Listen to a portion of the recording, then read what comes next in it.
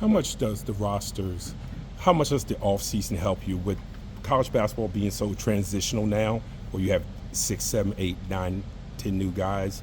Having that long workout, how does that help you? Well, we've really broken it into phases, right? So like phase 1 was the 8 weeks over the summer, right? And then phase 2 was kind of our early get back to school, the early workouts. Phase 3 is what I would say we're in now, where we're in full practice, right?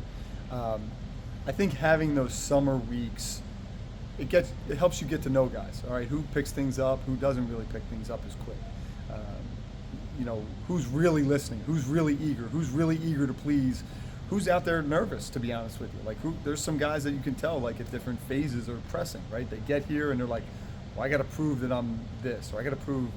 So being able to learn them that way, then I can sit with them and kind of craft the message and get them their minds in the right places, rather than now, what it used to be was you stepped on that floor October 15th, and it was awesome because there was so much excitement building up to that because you weren't out there as a team yet, but you also didn't know how are guys going to react, so for us, like, I can go back to days in June and July where, okay, this guy reacted a certain way, so I got to know now, how can I coach him? Is he a guy that I can jump and now all of a sudden, yeah, all right, I got it, I needed that, I'm ready to go? Or is he the guy that, all right, I need to put my arm around him quietly and be like, hey, here's what we need you to do, take a deep breath, calm down. Because they're all different that way. They're all great people, but they're all different. And with Nyk Lewis coming down here from the DC area and WCAC, Yep. What was the biggest attraction to bringing in someone who was coached by Steve Turner, someone who's so well known in the industry? Yeah, I mean, we've had a lot of success with guys from that area throughout my career. I've coached a bunch of guys from that DMV area, especially that WCAC league. I mean, I'm very partial to the Philadelphia Catholic League, and Mooney would say the same thing. But the WCAC is as high level a high school basketball league as you're ever going to find. I mean, there's teams that finish 9th, 10th in that league, and they have 2 or 3 Division I players on their roster. I mean, it is high level. So when you're getting a guy from that area, and especially from a place like Gonzaga, from the WCAC, you know that they are battle tested. You know they've been through all of it, and you know that they haven't been pampered.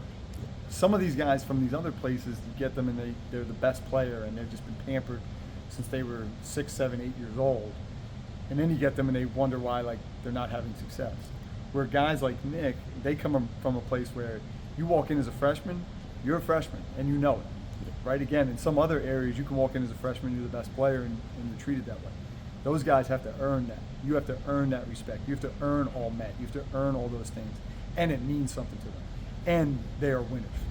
They're winners. When do you and your staff get familiar with the Atlantic 10? It's a new conference for you guys also. What's the process look like of when you kind of turn the key to looking what your conference foes are doing? Well, I mean, I think it's always there. Really deep dives won't be until we're getting ready to play those teams. I mean, we have an idea. We've looked at some different things, and again, for us trying to plan long term. Okay, is there anything that we're going to see? Is there somebody do something funky that, hey, if we only have 2 or 3 days in January to get ready or February to get ready, that we may have to start thinking about now. There really hasn't been anything like that. You do have 2 other new coaches, so they bring 2 new styles. And again, with so much turnover player-wise, I mean, the fact of the matter is this is all player-driven, right? Like, the coaches in the Atlantic 10 are awesome. I mean, awesome coaches. Guys that, I've studied from and, taken things from along the way. But the reality is it's player-driven, and so, it's really that, trying to figure out, okay, again, back to that original, the other point, like trying to figure out who's going to play and who's going to lead such and such team in scoring. You can't figure that out now. And we'll know that when we get there. Installation as a coach, do you hold things back for the conference season? Do you hold things back until your second time around with the opponents that you have twice? Kind of what's your philosophy on that? Yeah, I mean, there's some element of that. Not a ton, to be honest with you, but there is some element. Really more for me, it's, okay, what steps are we taking? All right, we've put this in, so now what's the next thing we're going to put in? Like, whether it's offense or defense, right? Like, we're putting these things in and trying to put in a baseline out of bounds, and then it's like, all right, I don't want to put a baseline out of bounds and a new play and a new defense all in the same day or same practice block, right? So just trying to plan that out, just be organized with that. So it's not even necessarily like a specific, like, okay, we're going to hold this until February 1st and then we're going to unleash it. No, it's just kind of how it evolves. You know, what are we picking up? What can we add?